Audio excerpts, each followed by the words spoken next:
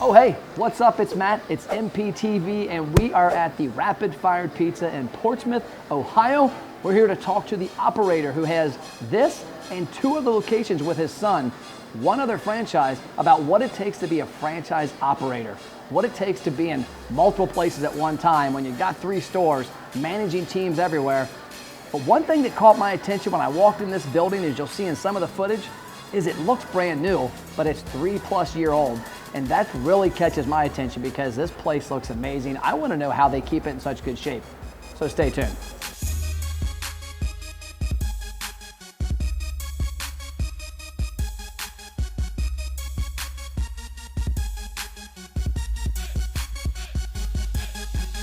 Hey, what's up? It's Matt, and we are back with MPTV, and we are here talking to the owner of 3 restaurants, 2 different franchise concepts, Ed Newsome. We're at the Rapid Fired Pizza in Portsmouth, Ohio.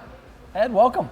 Glad to be here, thank you. So what we talk about on this podcast is what it takes for restaurants to not only make profit, but also how to run a restaurant, what you're doing unique, what you've learned that's right, what's wrong. I'll kick it off right away with my first question because I walked into this restaurant. I know it's a few years old. It looks a few months old.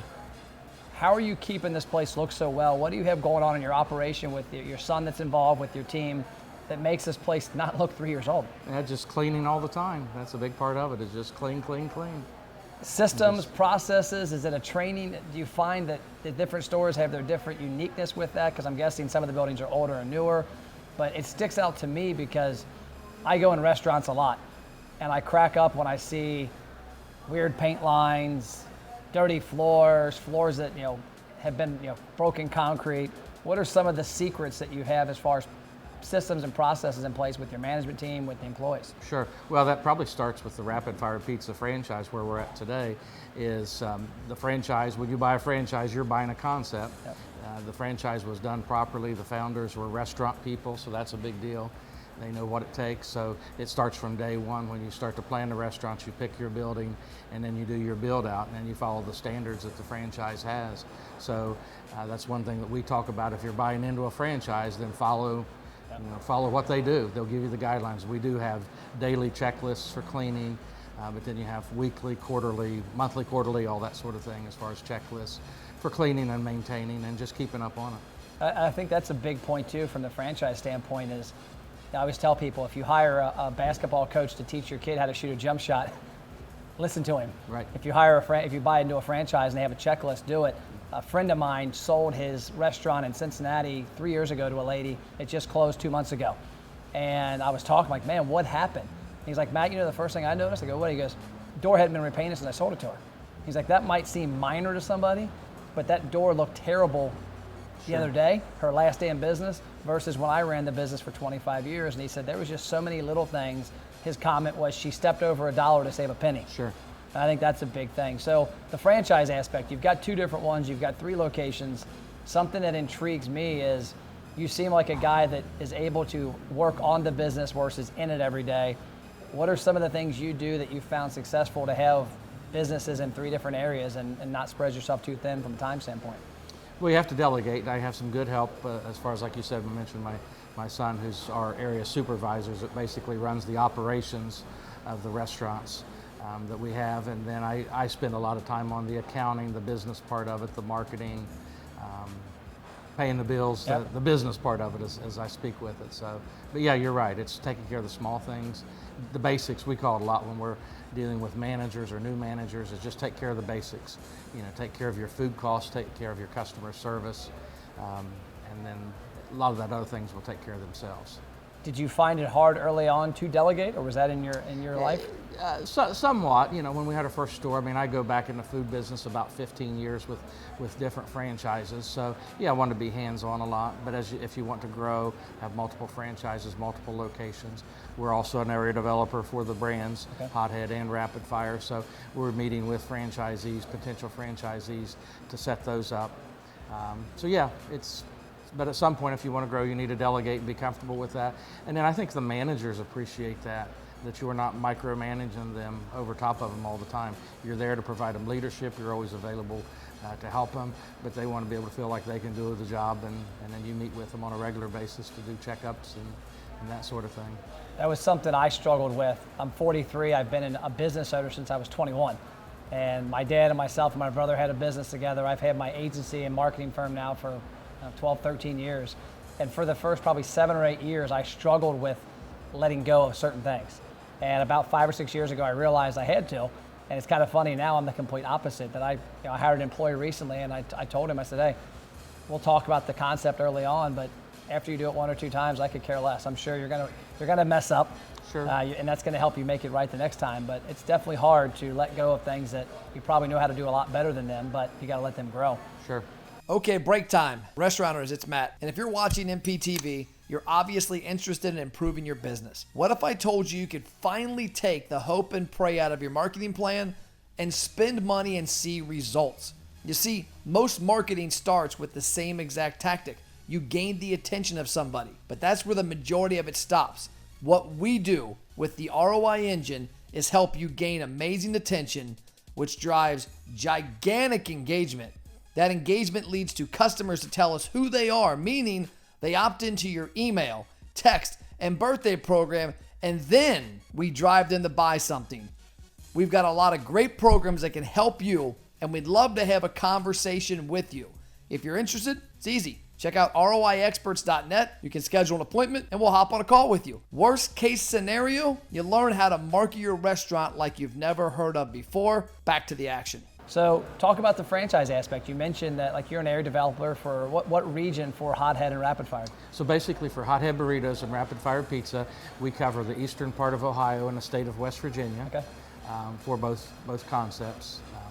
How do you know when somebody, who's right for a franchise or not? Because there's a lot of people. I was at Pizza Expo a year ago, and there was people walking through the aisles that were looking for ideas. And Sure. The one guy was like, oh, I'm going to build a pizza place from scratch here.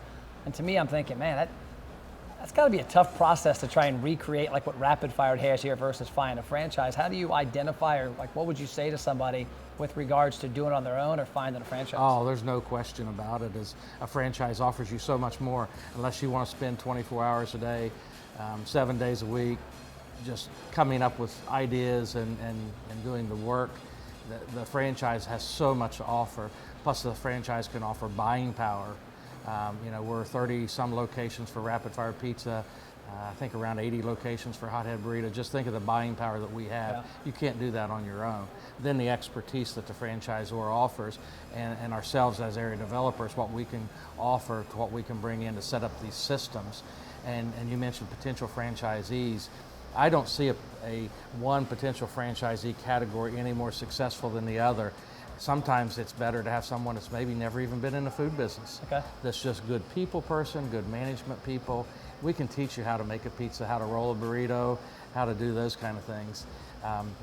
It's hard to teach people skills and management skills, those more smaller type things, to do those. So, but there's nothing to be said about a potential someone that's been in the quick service food business before and has worked their ranks up from a crew member. Now they're maybe an area manager and wants to have their own concept. With our 2 concepts, price-wise, you can reasonably get into these concepts as opposed to the major brands which cost you multi-million dollars per location. And with our concepts, you can get in, so a smaller guy can get in and compete with the big guys, so to speak, with those. Yeah. So those guys are good too. So I think it runs the whole range of who a great franchisee is. Do you run across I run across people that they look at the franchise. Like I know a guy that's a professional in the accounting world and then bought into a franchise and opened them, and he's not a restaurant person. He didn't know he didn't do well in it. He didn't hire restaurant people. He wasn't in the store. And I remember making a comment that, one of the restaurants I'm interviewing next week, the guy, you walk in, the employees know your name, they know your order. If you get up to the counter, they know what you're getting. And this guy's place didn't have that. Do you find, do you ever come across that situation, like the people that maybe think it's sexy to invest in a franchise and have somebody else run it? Yeah, food franchise I don't think is any place for an absentee owner. Yeah. Now, I'm not saying you have to be here 80 hours a week in every single store, because I'm obviously not, but with the technology we have today, I can use my phone, I can use my laptop, to check in on sales. We have cameras in the store so I can watch the stores, and then you have people in there. So you need to have a regular presence. But if you just want to make an investment from another town or another state or something like that, it's really probably not that. The restaurant is a people business, so you really need to be in touch with them on a regular basis. But that doesn't mean that you can't use today's technology to stay in touch with your employees, not only your area supervisors, even your regular employees. Restaurant owners, did you know Matt has free online marketing courses that teach you how to successfully market your restaurant?